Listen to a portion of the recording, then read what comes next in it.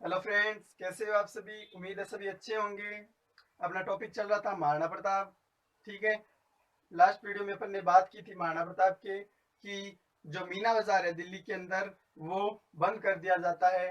ठीक है फ्रेंड्स, आगे अपन बात करें तो महाराणा प्रताप द्वारा अकबर को एक पत्र और लिखा जाता है। आपके सामने ये पत्र बनाया हुआ है। ठीक है। अकबर जब उस पत्र को पढ़ता है तो वो प्रताप को एक संधि प्रस्तावक और भेजता है जिसका नाम होता है अब्दुल रहीम खाने खाना। ये चौथा संधि प्रस्तावक होता है जो प्रताप के पास 1580 में आता है। अगर अपन अब्दुल रहीम खाने खाना की बात करें तो ये जो अकबर का जो पुत्र था जहांगीर उसका शिक्षक था, तथा अकबर की जो सालिमा बेगम जो पत्नी थी उसका ये पुत्र था अब्दुल रहीम खान। अगर और इसके बारे में बात करें तो ये अकबर के नवरत्नों में से एक था। अब फ्रेंड्स आगे अपन बात करें तो मेवाड़ के अंदर 4 ठिकाने थे, देवल, दिवेर, देबारी तथा देसूरी।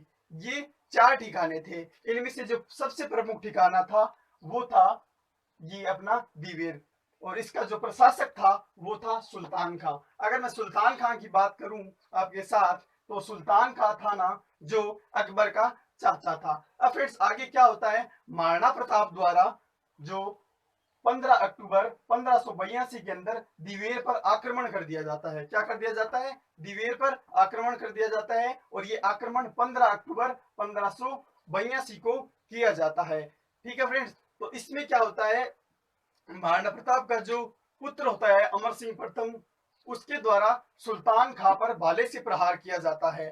तो जब भाले से प्रहार किया जाता है तो सुल्तान खां का जो घोड़ा होता है, जो भाला होता है ना, वो उसके पार निकल जाता है तथा जमीन में जाके धस जाता है। ये सब देख के वहां पर जो सेना थी वो वहां से भाग खड़ी होती है। इसका मतलब फ्रेंड्स यह होता है कि महाराणा प्रताप की विजय होती है तथा सुल्तान खां वहां पर मारा जाता है। सुल्तान खां मारा जाता है। ठीक है फ्रेंड्स।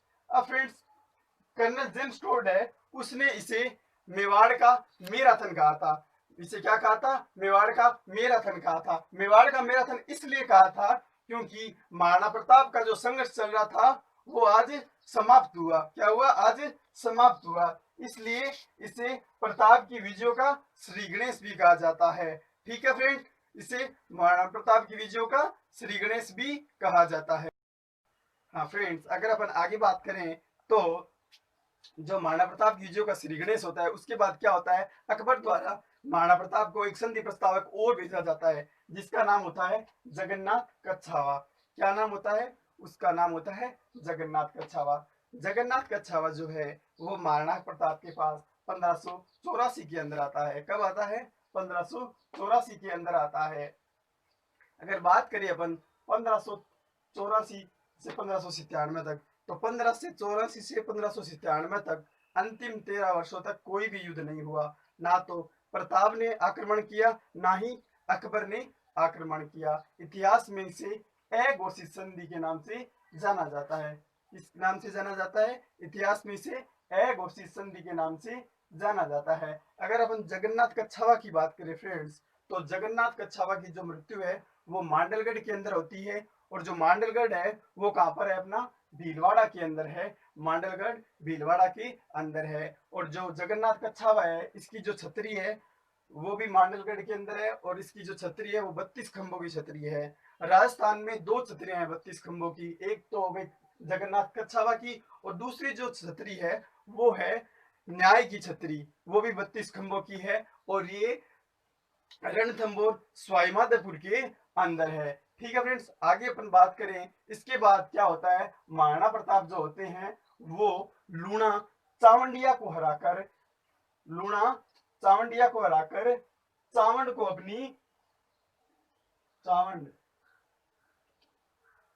लूणा चावंडिया को हराकर चावंड को अपनी आपातकालीन राजधानी बनाते हैं। क्या करते हैं, आपातकालीन राजधानी बनाते हैं। अगर फ्रेंड्स मैं आगे बात करूं तो चावंड के बारे में अपन बात करें तो चावंड है, चावंड चित्रकला की शुरुआत महाराणा प्रताप के समय हुई थी। किसके समय हुई थी, महाराणा प्रताप के समय हुई थी। और इसका जो स्वर्ण काल है चावंड शैली का वो अमर सिंह प्रथम के समय, जो महाराणा प्रताप के पुत्र है अमर सिंह प्रथम, उसके समय चावंड चित्रकला शैली का स्वर्ण काल आया था। आगे फ्रेंड्स अपन बात करें तो चावंड में ही महाराणा प्रताप की 19 जनवरी 1597 को धनुष पर प्रत्यंचा चढ़ाते हुए महाराणा प्रताप का निधन होता है।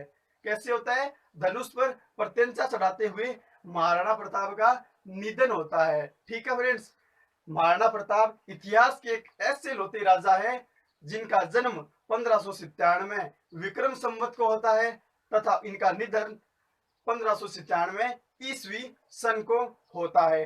ठीक है फ्रेंड्स, और जो महाराणा प्रताप है वो 57 वर्ष तक जीवित रहे थे। आगे फ्रेंड्स अपन बात करें कुछ पुरस्कार की, तो मैंने आपको बताया था कि मेवाड़ के अंदर जो दानदाताओं को जो पुरस्कार देते हैं उसे क्या बोलते हैं? भामाशाह पुरस्कार।